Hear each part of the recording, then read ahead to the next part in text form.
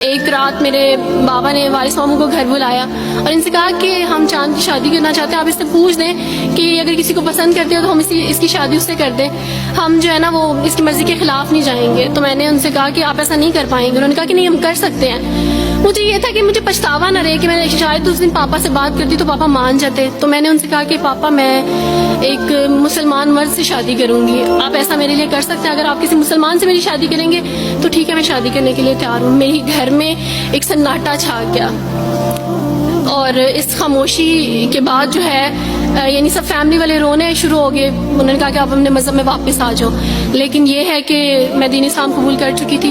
آپ یقین جانیں، جس طرح لوگ مختلف ہیں اسی طرح ان کے مسائل بھی مختلف ہیں۔ مجھے مینٹلی بے انتہا ٹارچر کیا گیا، مینٹلی مجھے یعنی اس چیز کا احساس دلوایا گیا کہ ماما پاپا روتے ہیں۔ میرے پاپا نے، آپ یقین جانیں، خود کو پھانسی لگانے کی کوشش کی میری آنکھوں کے سامنے۔ میری ماما نے خود پہ پیٹرول ڈال دیا اور خود کو جلانے کی کوشش کی میری آنکھوں کے سامنے، اور میں اپنے روم میں بیٹھی یہ کہتی تھی کہ اللہ اگر میں حق پہ ہوں نا تو میری فیملی کو کچھ نہیں ہونا چاہیے۔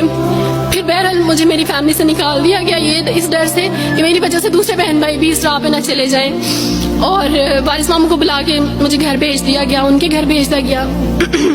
جب میں گھر سے آ رہی تھی تو وارث ماموں نے کہا کہ بیٹی اگر آپ کا کوئی سامان ہے تو آپ لے لیں۔ تو میں نے ان سے کہا کہ اس گھر سے صرف ایک ہی چیز میرے ساتھ جا رہی ہے اور وہ ہے میرا نام جو ماما پاپا نے مجھے دیا تھا۔ میں چاند رات میں پیدا ہوئی تھی اس لیے انہوں نے میرا نام چندہ رکھا تھا، بس وہ نام لے کے آئی۔ آپ یقین کریں، ہمیں کہا جاتا ہے جبرن اسلام قبول کیا جاتا ہے، اسلام قبول کرنے کے بعد وہ جبر کیا جاتا ہے کہ آپ سوچ بھی نہیں سکتے۔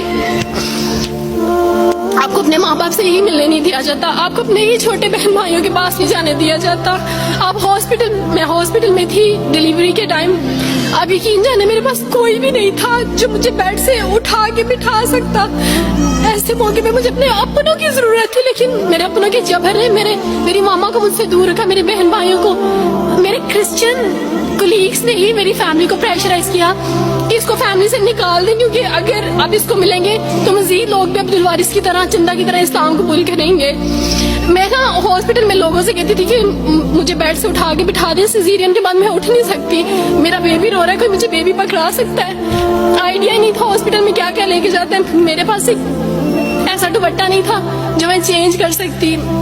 ایسے موقعوں پہ آپ یقین جانے آزمائش اور جبر اسلام قبول کرنے کے بعد ملتا ہے۔